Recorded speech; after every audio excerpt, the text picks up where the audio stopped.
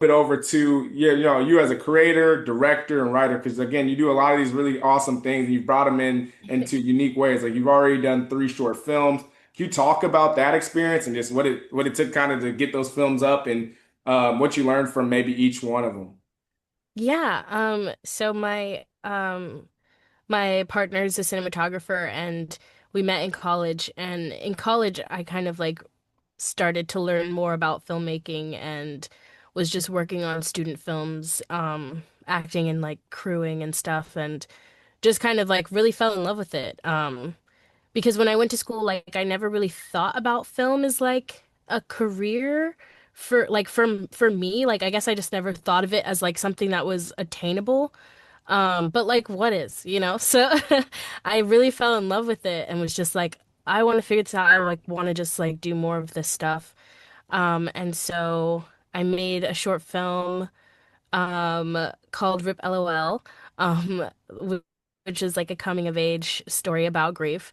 It's like a 16-minute short film. I shot it in my hometown in Richmond, Virginia, as well as partially in Northern Virginia with a lot of the same college film friends. And it was also in partial tribute to my good friend Jason Cortez, who passed away, and he was also a filmmaker. And so it was kind of just like such a great like cathartic experience to bring together like my community of like filmmaker college friends and stuff to work on this project. And with that, we were able to screen at the Virginia Film Fest and Big Apple Film Festival and quite a lot of other like around New York. And it was just such a cool experience to just like, go to these events and like meet other filmmakers. And I'd never really experienced that. Because like again, I went to school for theater, so even though I was kind of like adjacent, like I was um hanging out with the film kids, I wasn't really like in the classrooms. I didn't really know too much, you know? And so I was kind of just like learning on the job. And it was just such a cool experience. And then this past year, we made a comedy short film about narration and audiobooks called Narrated By. And it was a short comedy about two audiobook narrators narrating a romance novel together, but they're exes. And so drama and funny things ensue. And so then that's been cool too to kind of like merge the two worlds in a way of like being able to show off like a little bit of what I'm doing every single day, like acting at home in my booth, and then also like my love of filmmaking, and that was like the first project that I directed solely by myself. Rip LOL, I co-directed with my good friend Charles Coleman, and then yeah, so this was the first one that I like done like completely just me directing. It was short. It's like five actors, including myself, and 2 day shoot. And it was just cool to like literally meld all of the things that I loved, like the writing, the directing, the acting, the narration, all into like one project. And then I've been able to kind of just like continue to like I don't know, just I guess continue to like bring it all together under like this one umbrella, which is kind of cool. No, I love it. And then do you have to raise for that, or are you just kind of shooting them like on whatever budget you can? Or how do you how have you thought Yeah. about that? Kind of just shooting it on whatever budget we can, like Rip LOL. That one, me and my partner, we self-funded. But it was for our friends, so it was worth the credit card debt. We pulled as many favors as we could.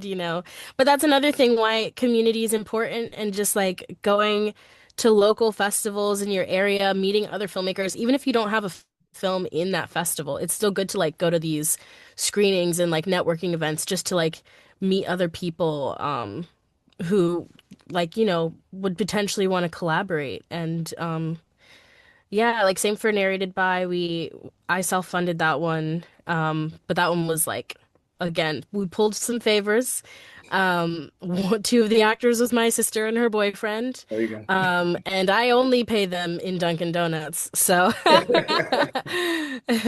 That's good. When we were talking to Will Packer, one of he's a producer he did like a ride along in some of those movies like that. But he talks hmm about that too. So in the beginning of that film process, it's just foot to pavement. It's like getting in yeah. there, put, and then same with marketing it.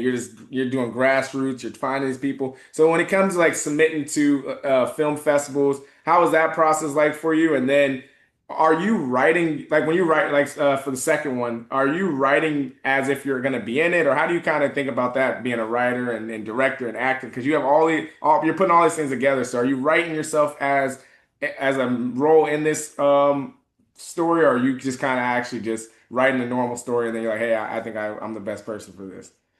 I definitely wrote everything that I've done with the intention of acting in it because I've, again, like acting's always like been the goal.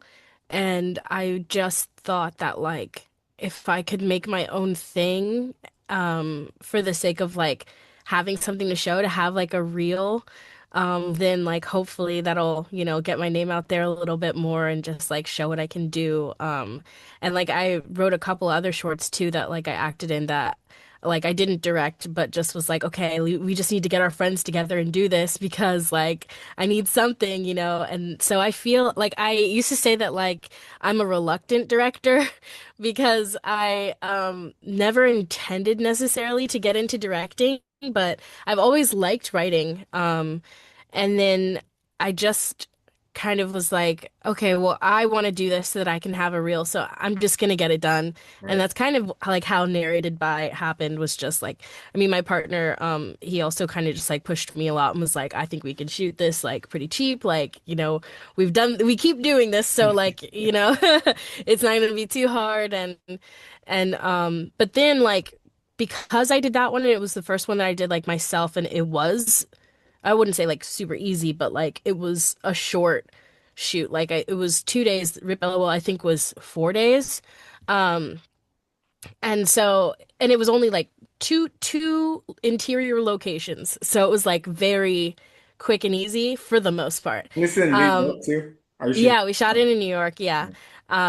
And I was like, wow, like that was really fun. And then I started like, just thinking more of being like, okay, it's been like a year now, so I'm like, I feel like once a year I get an itch and I'm like, maybe I do want to work on something else. I don't know.